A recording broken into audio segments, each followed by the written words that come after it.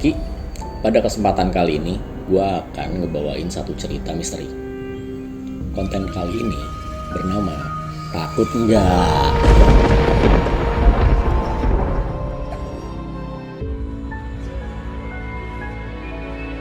Nenek di ujung jalan.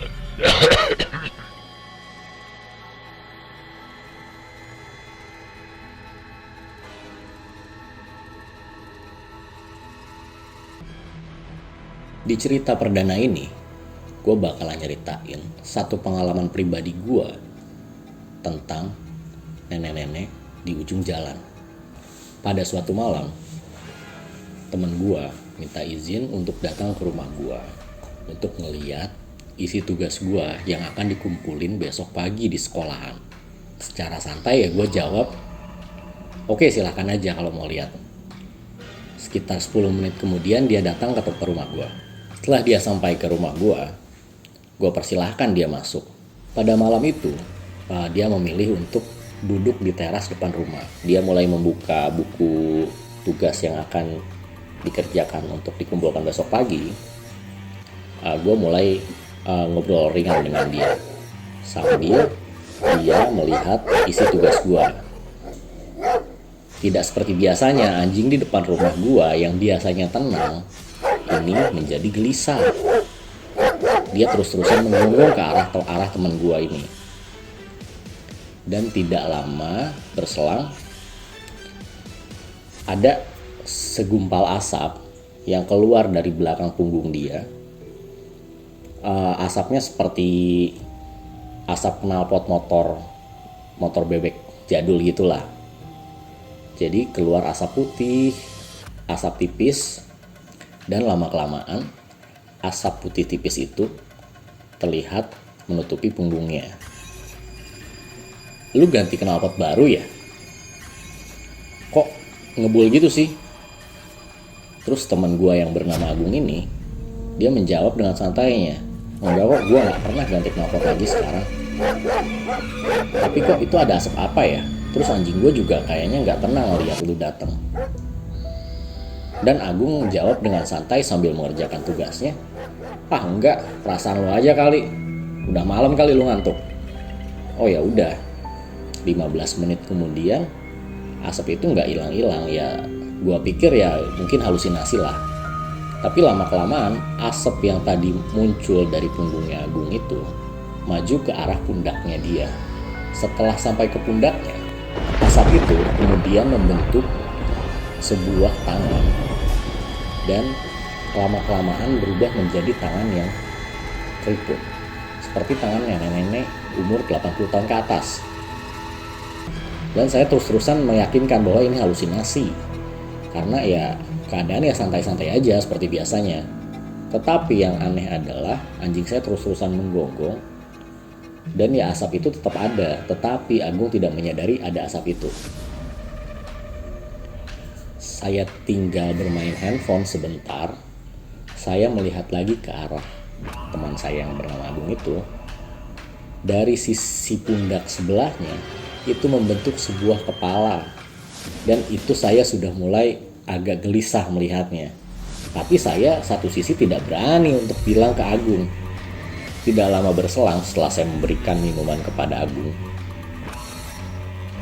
itu saya benar-benar kaget dan saya sudah tidak bisa menyembunyikan rasa takut saya.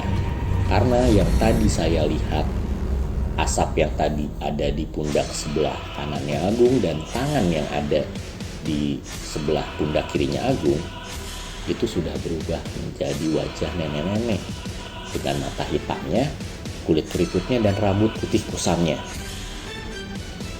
Dan saya spontan bilang Agung, Gung, lu mending pulang sekarang, lu bawa tugas gua lu kerjain di rumah. Dan Agung pun membalas teguran saya itu dengan nada agak ketus. Lah kenapa lu ngusir gua? Ya bukan gitu Gung, ini udah malam, gua ngantuk. Ya udahlah, gua balik. Akhirnya dia mengerjakan tugas dia, dipercepat, dan akhirnya dia pulang.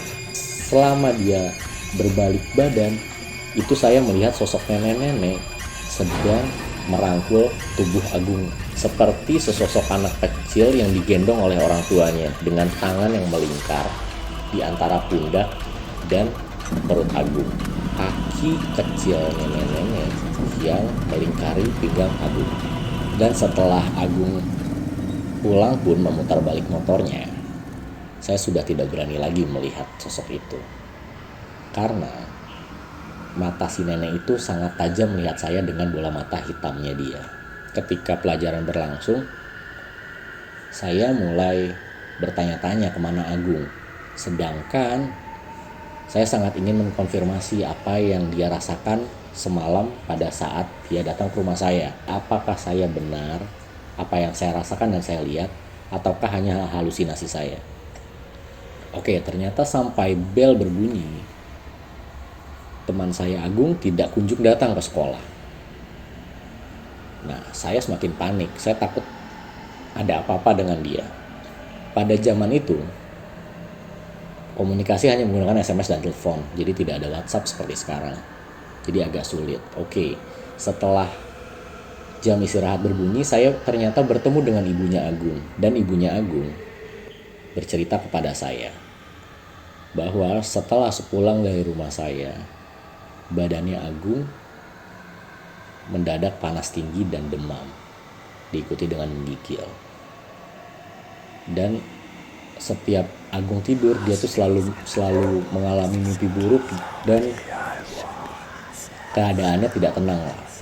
Sampai-sampai harus didatangkan ustadz dari sekitar rumahnya dia. Ustadz tersebut bercerita bahwa Agung itu diikuti oleh sesosok makhluk halus dan berwujud nenek-nenek. Di situ sontak saya merasa terkejut karena apa yang diceritakan oleh ibunya Agung dengan apa yang saya alami semalam itu benar-benar identik dan serupa. Sedangkan menurut cerita ibunya Agung, Agung itu diikuti dari jalan masuk rumah saya menurut cerita dari ustadz tersebut. Sedangkan saya setiap hari pulang dan pergi hanya melewati satu jalan itu, tidak ada jalan lain menuju rumah saya dan untuk keluar rumah saya. Di akhir cerita, tempat itu pun masih sama seperti beberapa tahun lalu ketika saya masih bersekolah bersama Agung. Dengan suasana yang gelap, tidak ada penerangan dan rumput ilalang yang tinggi. Dan untuk sesosok nenek-nenek itu, menurut cerita dari orang-orang sekitar yang melewati daerah tersebut, mereka masih suka menjumpai sosok nenek-nenek bungkuk yang jalan melintasi jalan tersebut, termasuk driver ojek online yang datang untuk mengantarkan pesanan makanan kita.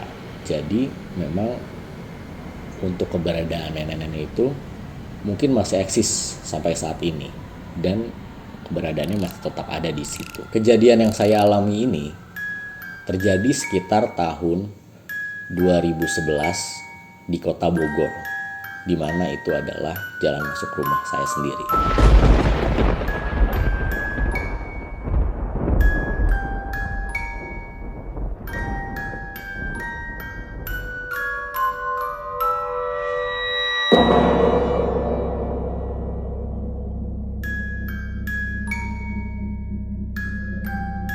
Jika kalian mempunyai cerita mistis atau horor yang ingin kalian ceritakan di konten ini, kalian bisa mengirimkan ke alamat email ini, atau kalian bisa melihat di kolom deskripsi kami.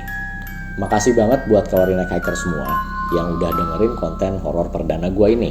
Di konten berikutnya, gue bakal ceritain konten horor yang lebih menarik dan serem lagi dari konten ini.